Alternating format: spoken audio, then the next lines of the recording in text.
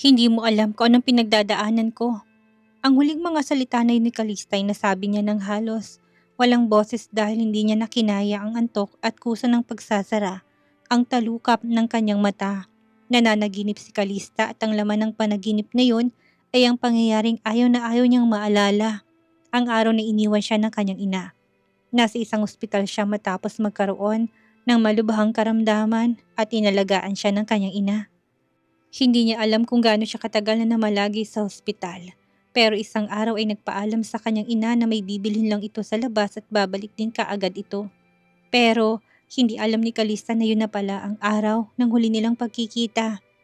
Pilit na inaninag ni Calista ang itsura ng kanyang ina sa panaginip pero kahit na anong gawin niya ay hindi niya yun makita dahil malabo yun sa kanyang paningin.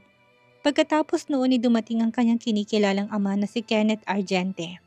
Kinuha siya nito sa ospital at binigyan siya ng bagong identity. Ang tanging naalala lang niya sa tawag sa kanya ng kanyang ina ay Chantria. Hindi nagtagal ang pamamalagi niya sa poder ni Kenneth dahil pinadala siya nito sa probinsya upang doon lumaki. Pero hindi naging madali ang buhay niya dahil hindi siya tanggap ng pamilya ng kapatid ng kanyang ama. Sinasaktan siya ng mga ito at laging kinukulong. Sa probinsya niya nakilala si Tor at Via at sabay silang lumaki.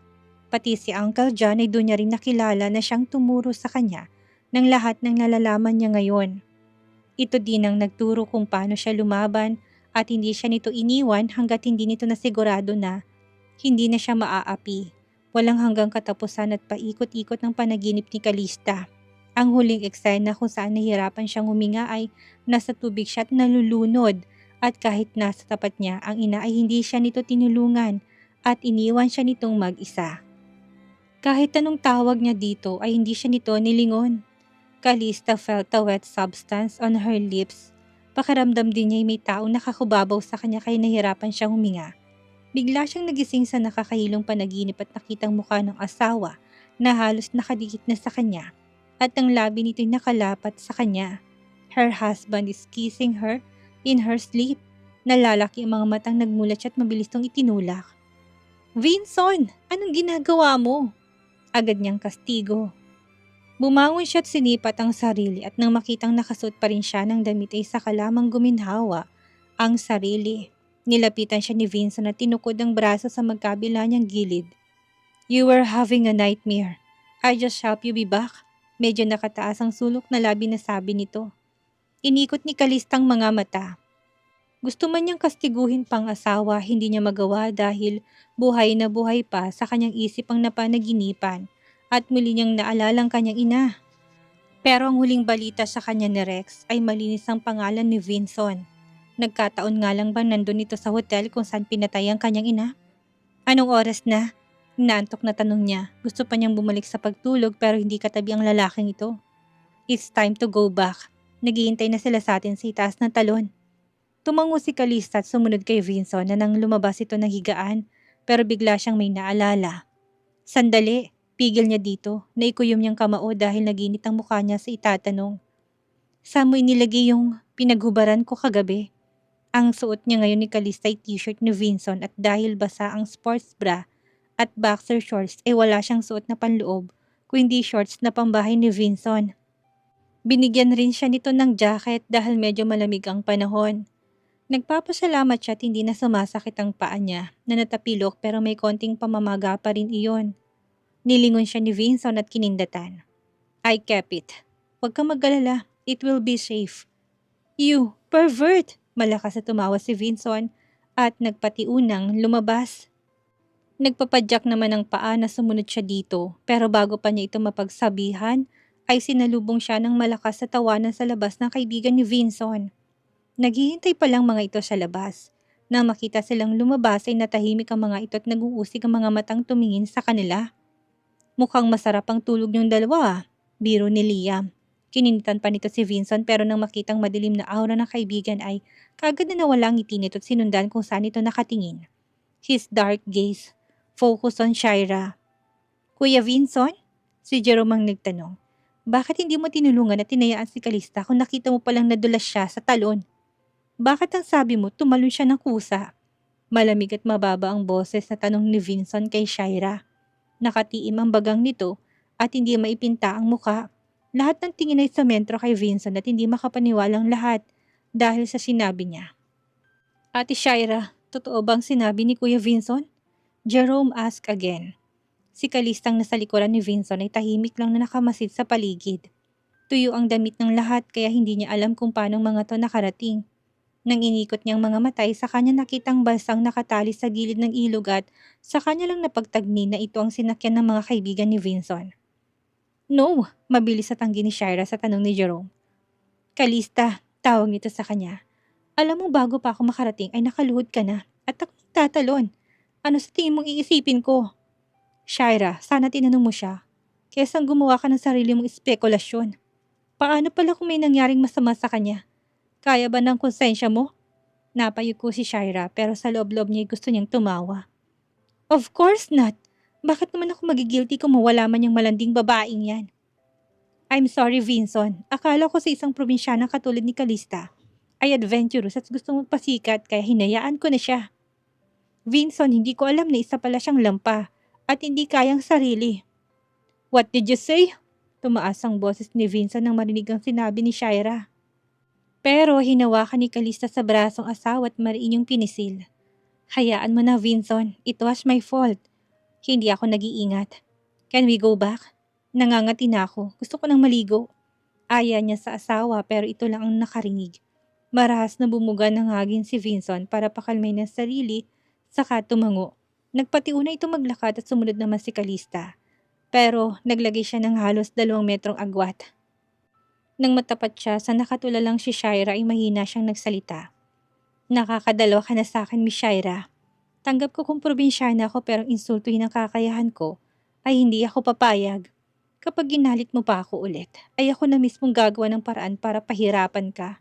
Hindi ako takot sa katulad mong puro dada. Kapag ako may kaaway, pinapatay ko. Nang makabalik sila sa rest house na inukupan ng grupo sa rancho ay nakatanggap ng international call si Jerome. Matapos itong sagutin ng cellphone ay bumukas ang tuwa sa mukha nito bago binigay ang phone kay Vincent. Kali, mauna ka na sa kwarto at may kakausapin lang ako. Tumango si Kalista pero nang lingunin niyang asawa ay nakita niya kung paano bumakas ang tuwa sa mukha nito. Hindi niya alam kung sinong tumawag kay Vincent pero may hinala siya. Hindi nga siya nagkakamali dahil nang bumalik siya sa kwarto na tinutuluyan niya, kasunod si Natalie sinabi nito kung sinong kausap ni Vincent. Kausap ni Tito yung kapatid ni Jerome. Balita ko uwi na siya ng Pilipinas. Alam naman niya may asawa na yung tao. Pinagsisiksikan pa ang sarili. Mapaklang napatawa si Kalista. Alright then, wala akong pakialam kung gaano pa sila katagal na mag-usap. I am tired. Pwede ka nang bumalik sa kwarto mo, Nat. Pagkatapos ko maligoy matutulog na ako. Pero Kali, tinaas ni Kalistang palad para pigilan to sa pagsasalita. Sige na, ayos lang ako. Pagod lang talaga ako. Nang lumabas si Natalie, kaganyang nilak ang pinto upang maiwasan ng isang tao na makapasok sa kwarto nila. Gusto niyang tahimik na magpahinga dahil after lunch ay babalik na sila sa Maynila. At natugunan naman ang hiling niya dahil kinanto lamang siya ni Vincent ng oras na para umalis sila. Buong biyahe pabalik ay hindi niya ito kinibo at alam niyang nagtataka ng asawa niya kung bakit pero hanggang sa makarating sila sa bahay nito hindi pa rin siya umiimik. Kalista, may problema ka ba sa akin? Iritableng tanong ni Vincent. Nasa terrace to ng kwarto nila at naninigarilyo habang si Kalista ay kakalapag lang ng tubig na pinakuha nito. Umiling siya nang marinig ang tanong nito. Wala, bakit naman ako magkakaproblema sa'yo? Pinatay ni Vincent ng halos nangangalahati pang sigarilyo sa ashtray at madilim ang mga mata siyang tinitigan. Wala, napansin ko na mula na umalis tayo sa rancho ay hindi mo ako kinikibo. Kung walang problema, ano kung ganon? Hindi ka agad nakaisip ng isasagot si Kalista. Paano ba niya sasabihin dito na babalik ng pinakamamahal nito kaya dinidistansya niya na ang sarili niya dito? Hindi siya nagsiselos pero bakit nang isipin magkikitang asawa at ang babaeng tunay na mahal nito ay sumasakit ang dibdib niya? Humugot siya ng malalim na hininga at malawak ng ngumiti kahit ang toto'y wala siya sa mood. Vincent, wala naman sigurong dahilan para mag-pretend pa tayo, lalo na't wala namang ibang taong nakakakita sa atin. Kapag tayong dalawa na lang, ayos na kahit hindi pa tayo magkausap.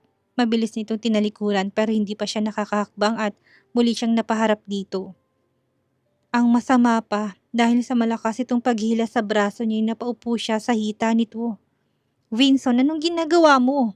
Mababa ang boses sa tanong niya upang itagong kakaibang nararamdaman na maglapat ang katawan nilang dalawa. Naalala pa niyang sabi ni Shira na kapag bumalik ng best friend nito, ay siguradong itatakwil na siya ni Vinson. Ayaw niya ring maging mistress kahit siya pang legal na asawa. Pretend, ang mahinang boss ni Vinson ay malakas na sumisigaw sa kanyang tenga at lalong nag-init ang katawan niya. Iniwas niyang mukha upang palayo dito. Kung ganun, sige, magpanggap tayo.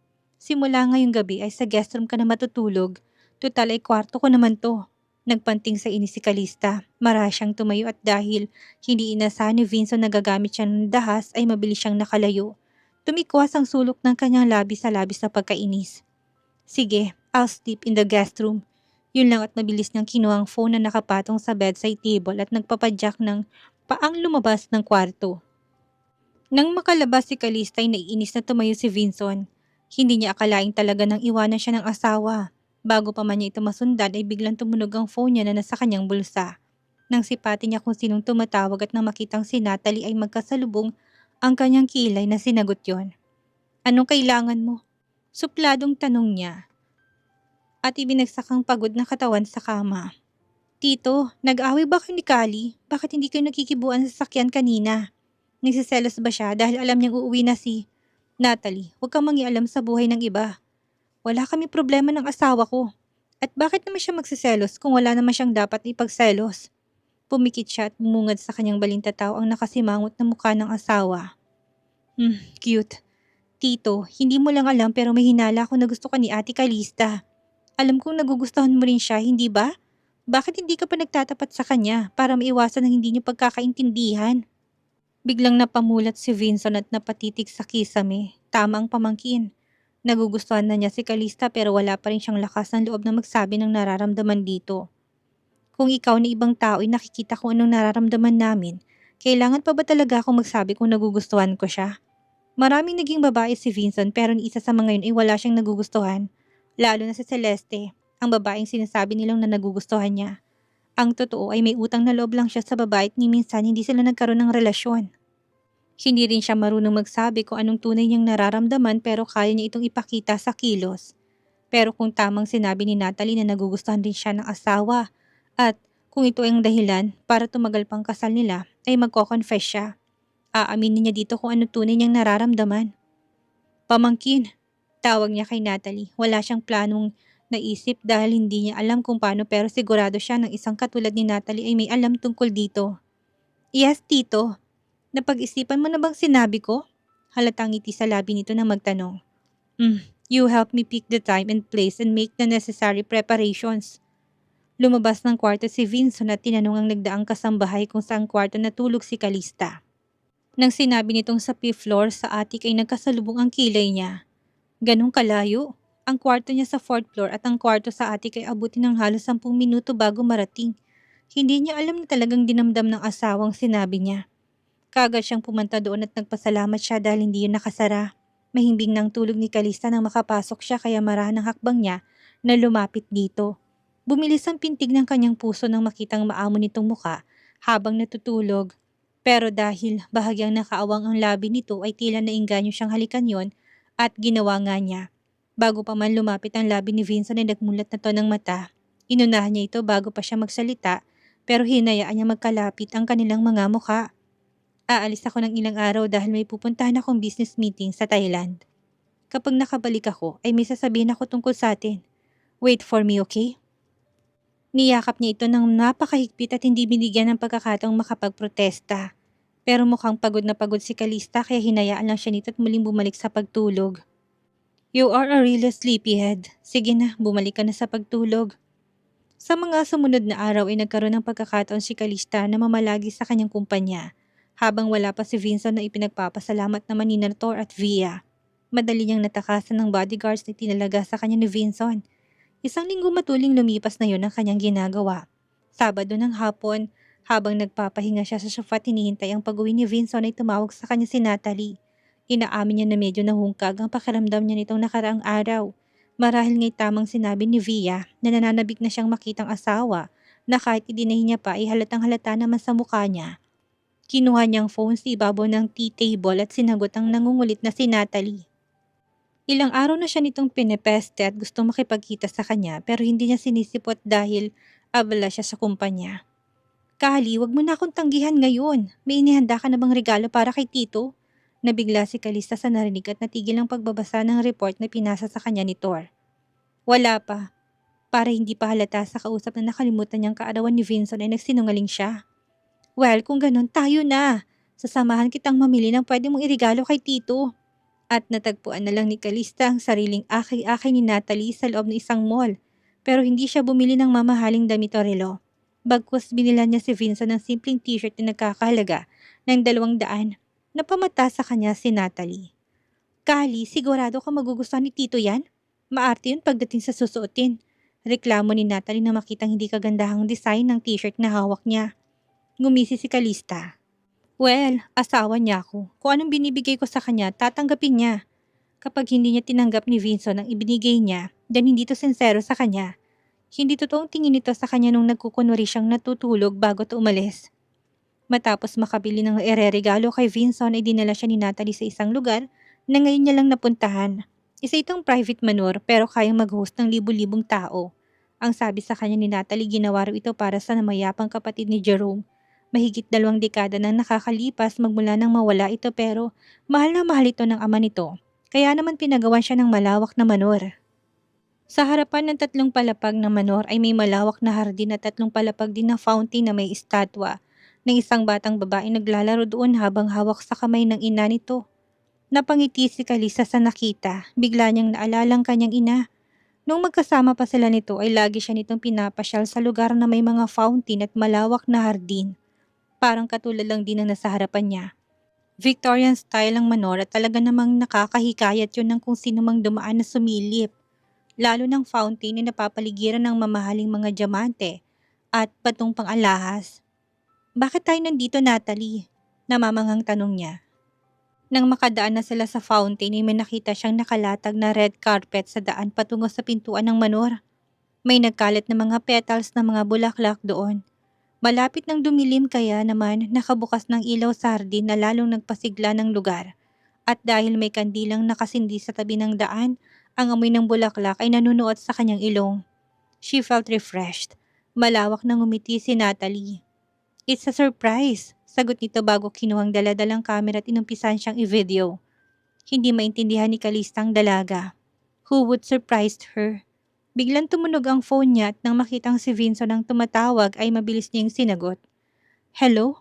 Walk forward. Namamaos ang boss na utos nito. Halatang pagod ito dahil sa tono nito. Sinunod niya ang sinabi ni Vincent at naglakad patungo sa dulo ng red carpet. Bitbit ang regalo habang ang phone niya ay nakaipit sa kanyang tenga at balikat habang nakikinig sa malalim na paghinga ng asawa. Hindi ito nagsalita hanggang halos 20 metro na lang ang agwat niya sa pinakadulo ng carpet at biglang lumabas si Vincent na may malawak na ngiti. May hawak itong punpun ng pulang rosas at nakangiti habang nakatingin sa kanya. Biglang sumikdo ang puso ni Kalista.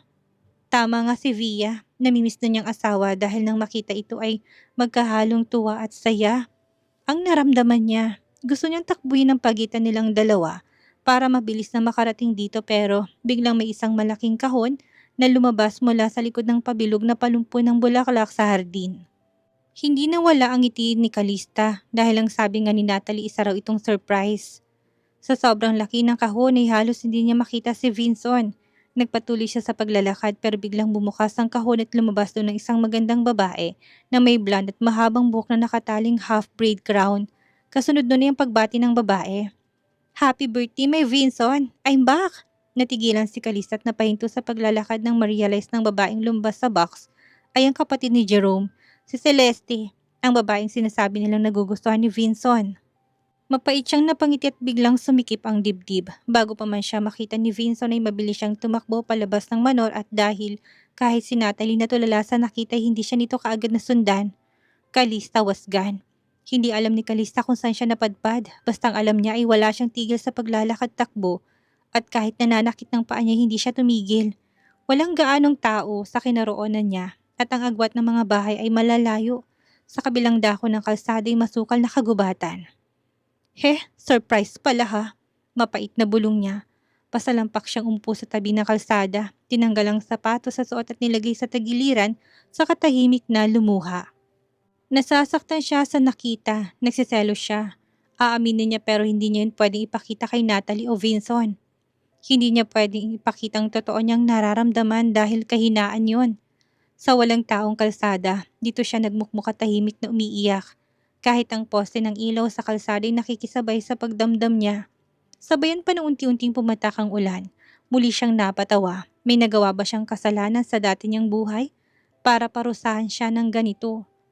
Kahit na lumalakas ang buhos ng ulan ay hindi siya natinag. Bawat patak ay pumapatak din ang kanyang luha at sumisikap ang dibdib. Dahil sa sakit, ang malamig na hangin ay nanunuot sa kanyang katawan pero hindi siya nakaramdam ng lamig. Manhid ang pakiramdam niya. Itong pangalawang beses na umiyak siya ng ganito matapos malamang mamatay ang kanyang ina. Tinatanggap niya ng tuluyan nang nahulog ang loob niya kay Vincent pero hindi yun ang dahilan para itali niya sarili niya dito. Biglang nag-vibrate ang kanyang phone na nakalagay sa bulsa.